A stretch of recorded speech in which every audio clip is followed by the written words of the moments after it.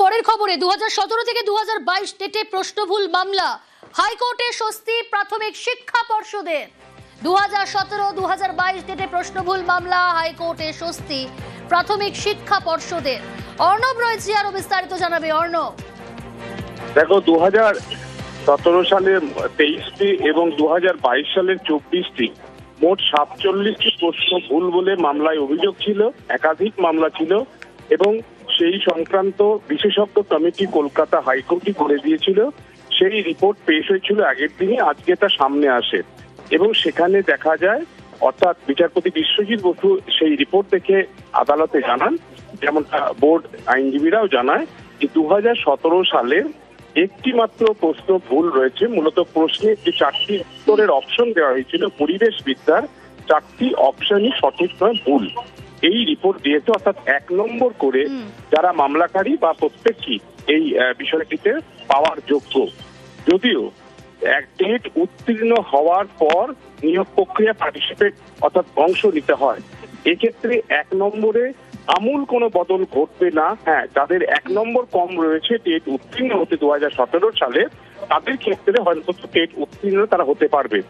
এই অবস্থায় এই মামলাটি টেটের যে বিশেষজ্ঞ কমিটির রিপোর্ট, যেখানে একটি প্রশ্নের ভুল বলা হয়েছে, মূলত প্রেসিডেন্সি বিশ্ববিদ্যালয়, যাদবপুর বিশ্ববিদ্যালয় এবং প্রাথমিক শিক্ষা পর্ষদ, এই 3 অথরিটি থেকে একজন করে বিশেষজ্ঞদের নিয়ে এই কমিটি গঠন হয়েছিল। তাদের এই রিপোর্ট আগামী 7 দিনের মধ্যে West Bengal board of primary education, তাদের যে ওয়েবসাইট, সেখানে প্রকাশ করতে নির্দেশ দিয়েছেন বিচারপতি বিশ্বজিৎ বসু। এবং সেই কমিটির রিপোর্ট দেখার পর কোনো পরীক্ষার্থী যদি মনে করেন সেখানে বিষয় কমিটির রিপোর্টকে তারা চ্যালেঞ্জ করতে পারেন, এই অনুমতি দেওয়া হয়েছে।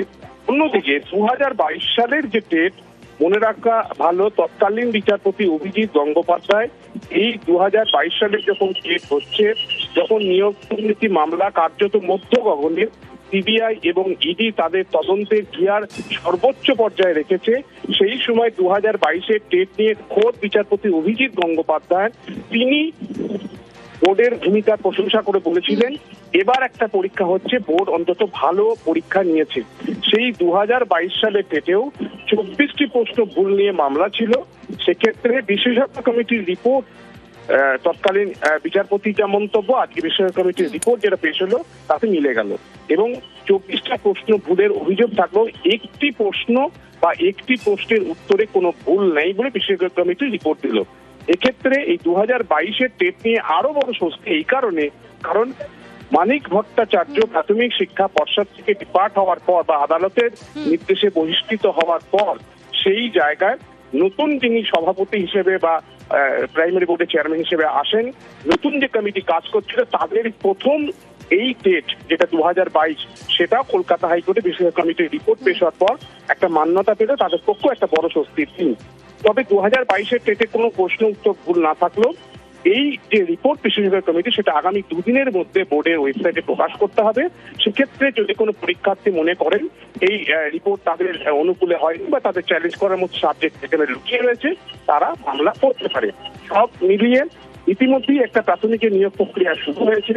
প্রায় 13,100 বা প্রায় এই সমসংখ্যক একটা পোস্ট রয়েছে।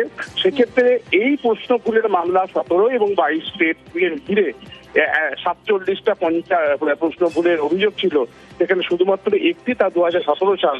কার্যত যথেষ্ট স্বস্তি এক্ষেত্রে পর্ষদের জন্য, কারণ যদি 2014 টেটের মতো 6 প্রশ্নের উত্তর ভুল থাকতো, সেক্ষেত্রে এই যে টেটের উত্তীর্ণ হওয়ার সংখ্যাটা নিয়ে বিশাল একটা হারাক করে যেতে পারতো এবং তা একটা নিয়োগ প্রক্রিয়া বড়সড় প্রভাব ফেলতো। কাজে নতুন যে নিয়োগ প্রক্রিয়া প্রাথমিকে শুরু হয়েছে, সেদিক থেকে একটা বড় স্বস্তির দিন প্রাথমিক শিক্ষা পর্ষদের।